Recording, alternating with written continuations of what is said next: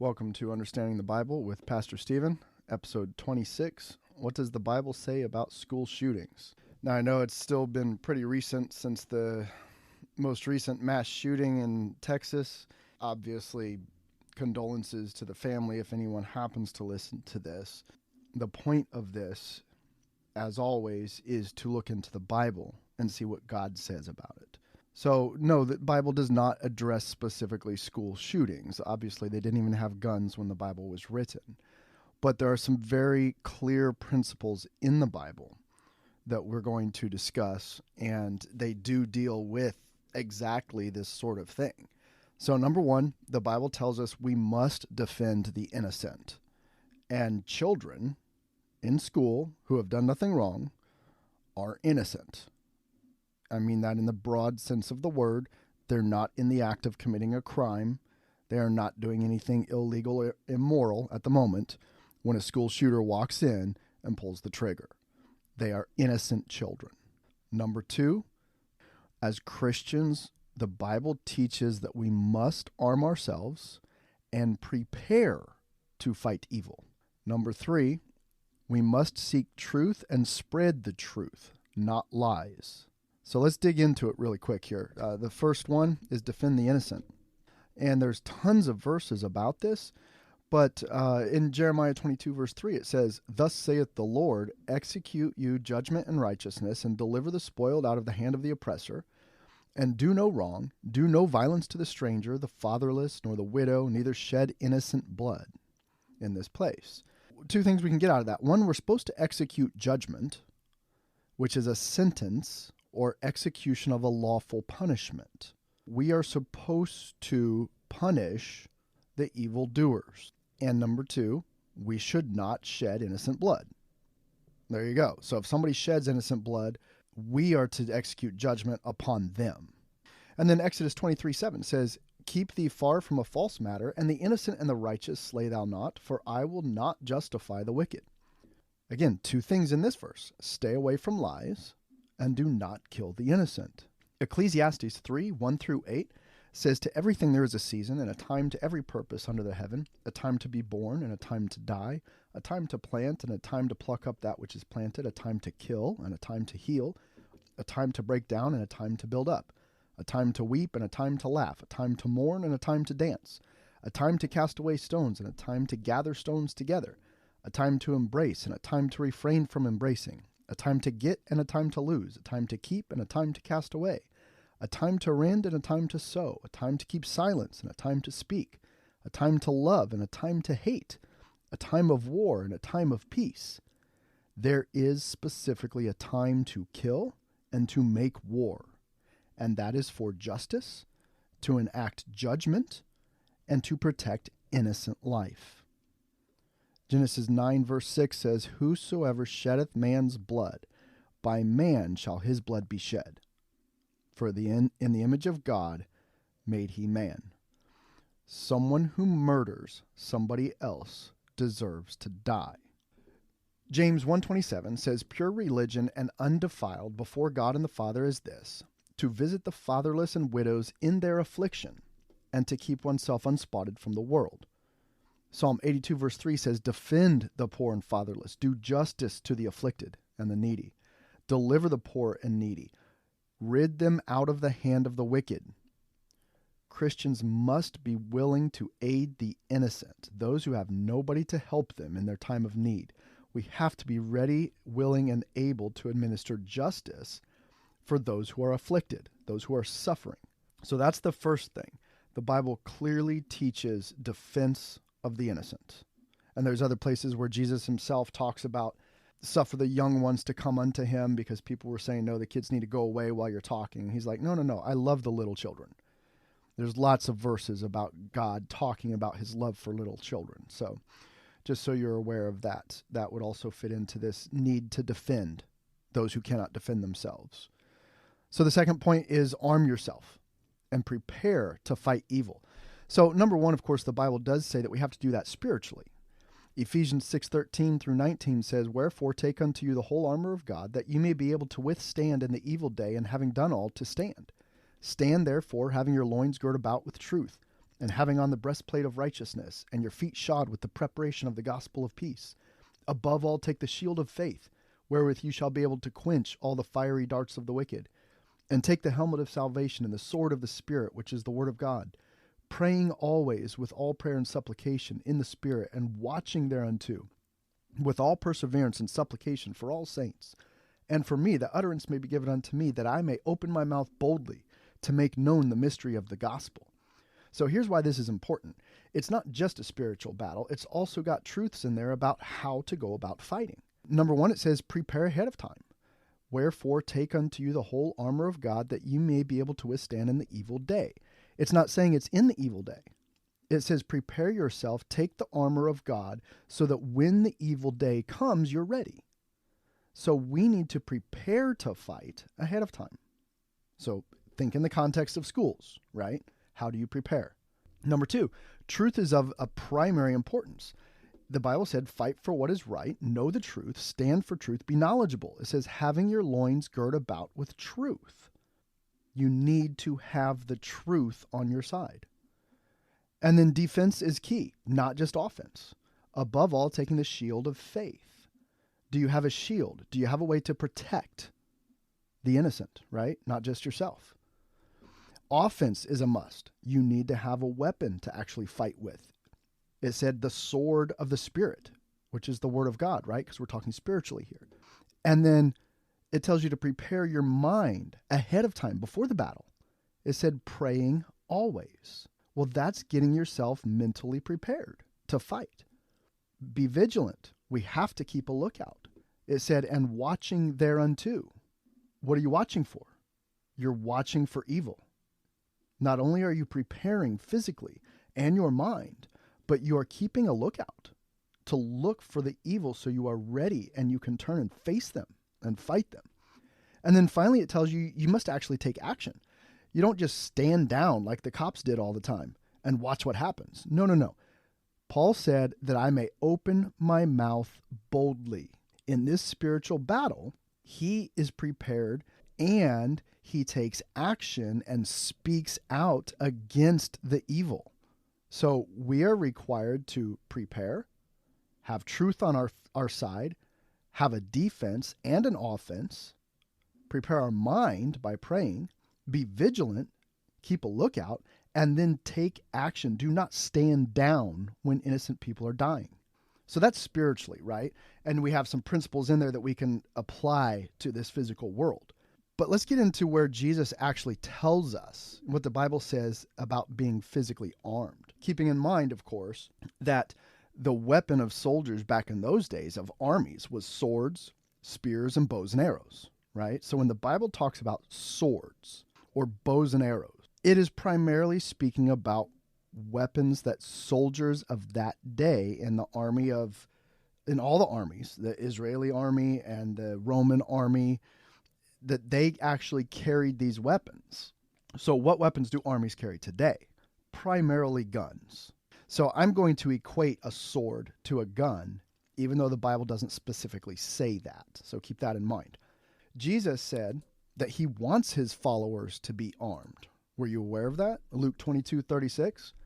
Then said he unto them, but now he that has a purse, let him take it, and likewise his scrip, and he that has no sword, let him sell his garments and buy one. If you don't have a gun, God exhorts a Christian to buy one. Buy a weapon of soldiers of your day to be prepared. Here's another instance Jesus actually had a weapon. Remember when he chased the money changers out of the temple? He literally paused to make a weapon when it was appropriate. It's not like he made weapons all the time and sold them or anything, but it was appropriate at that time for Jesus Christ himself to make a weapon. John 2 verse 15 says, and when he had made a scourge of small cords, basically a type of whip, he drove them all out of the temple and the sheep and the oxen and poured out the changers' money and overthrew their tables. When it was appropriate for righteous reasons, Jesus was violent. The Bible teaches us in lots of passages, especially in the Old Testament, that many righteous men of the Bible are strong men who are warriors ready to stand and fight. Psalm 144 verse 1 says, a psalm of David, blessed be the Lord my strength, which teacheth my hands to war and my fingers to fight. God taught him how to fight. Also, this goes for everybody. It's not just kings of the Old Testament or Jesus himself who are allowed to fight, not just his disciples. But all Christians are supposed to gladly arm themselves and fight for their sons and daughters. So we'll take the example of the nation of Israel back in Nehemiah's day. Nehemiah 4 verse 13. Therefore set I in the lower places behind the wall and on the higher places.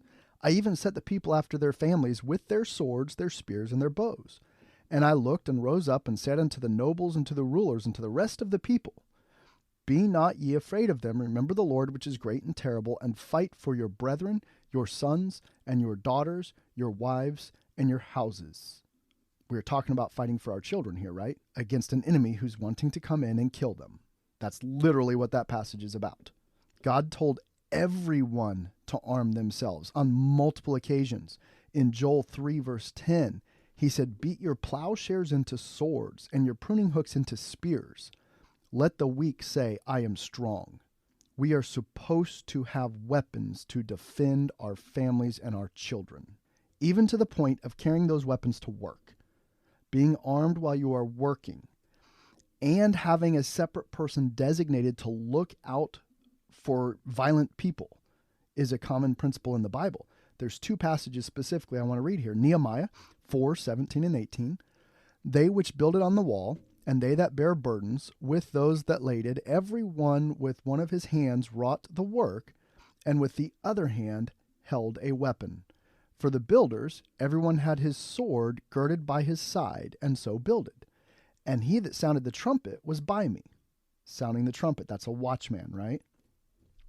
2 Kings 9:17 says, and there stood a watchman on the tower in Jezreel, and he spied the company of Jehu as he came, and said, I see a company. And Joram said, take a horseman and send to meet them, and let him say, is it for peace?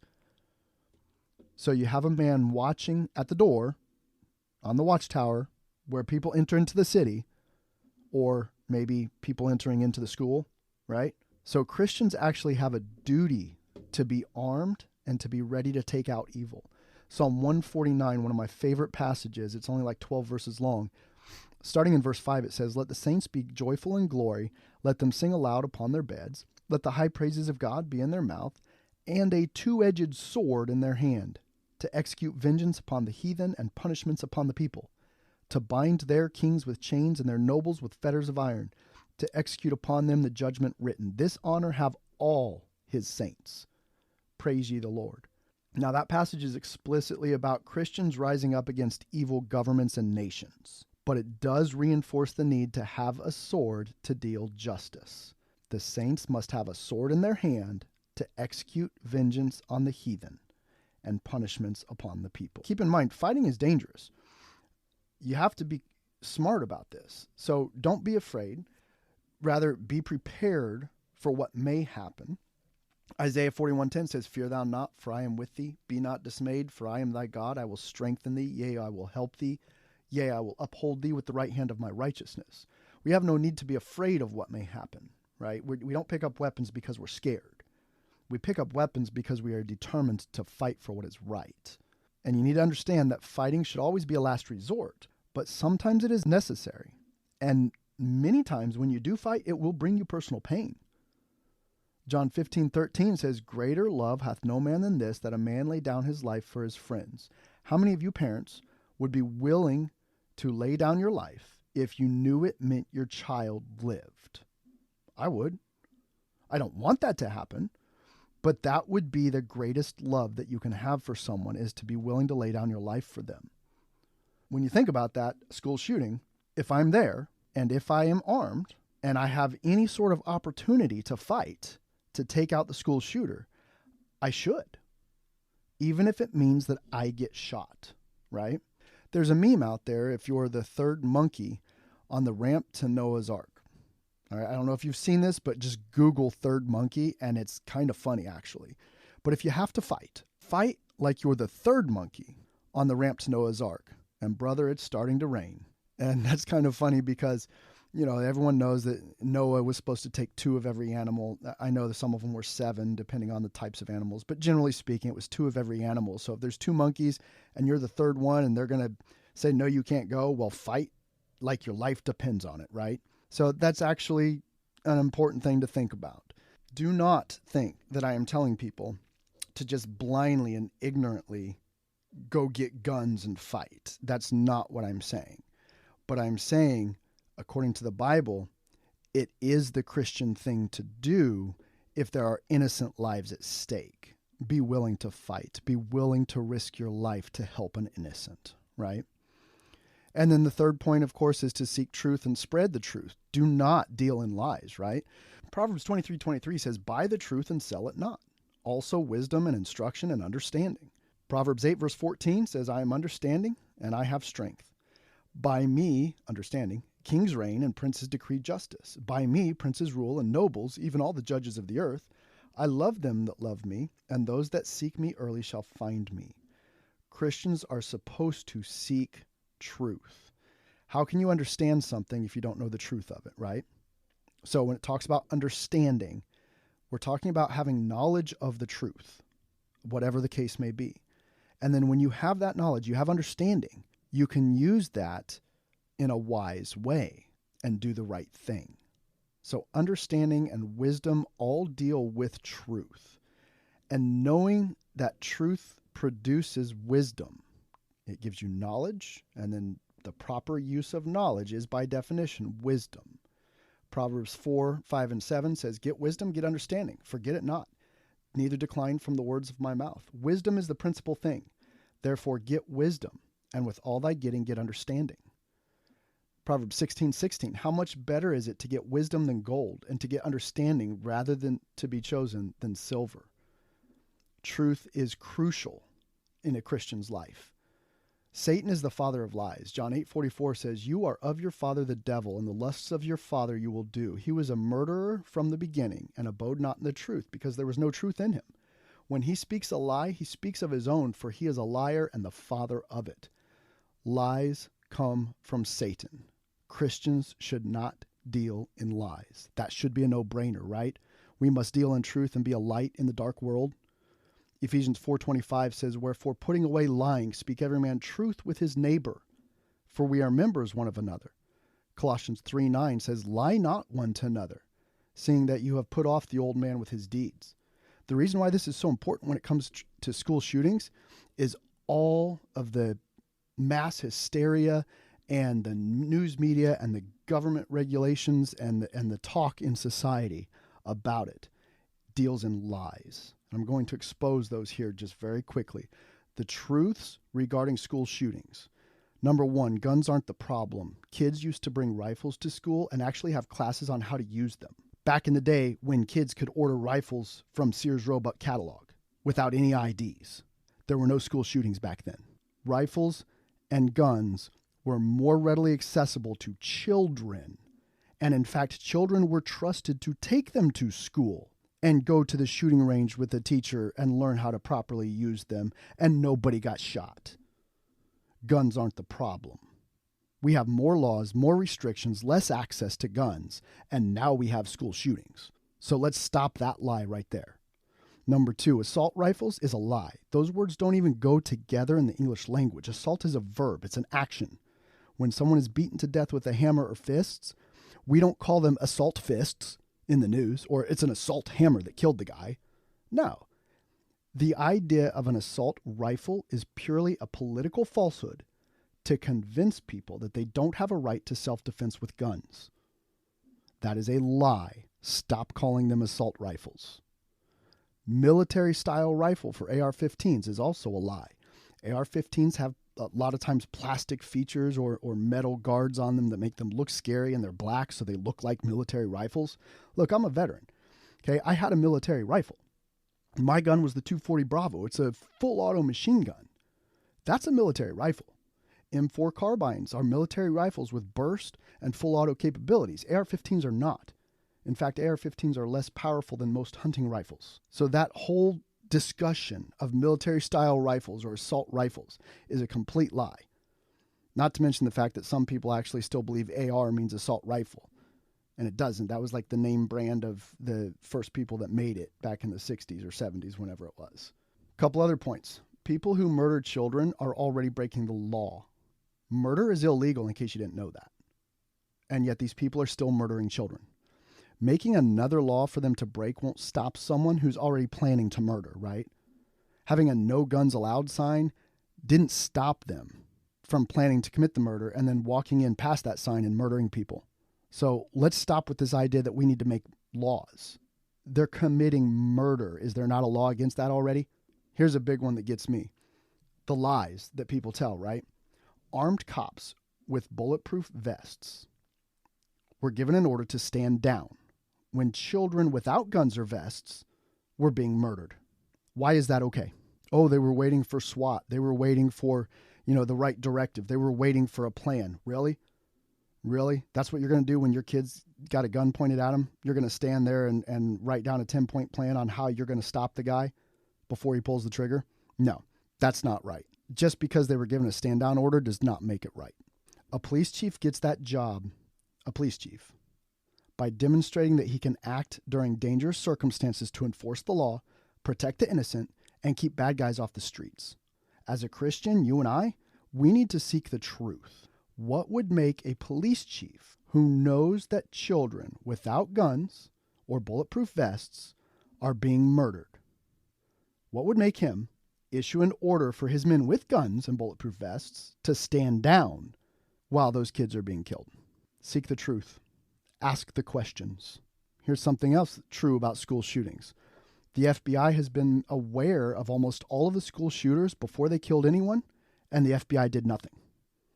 Almost all of these school shootings have happened shortly after they did an active shooter drill at the school with the police, and yet the police stood down, or waited for backup for an obscene amount of time, allowing for mass carnage before breaching and taking out the shooter. Why? Especially after training just days or weeks prior at that specific location. Look it up. The information's out there. They literally had active shooter drills at those schools days and weeks prior, or the month prior. And yet they waited until dozens of kids were murdered before acting on their protocols. Why? Listen, we don't allow teachers who have been trained in weapon safety with concealed carry licenses to carry guns to school. We don't. We don't put armed soldiers at every school like they do in Israel.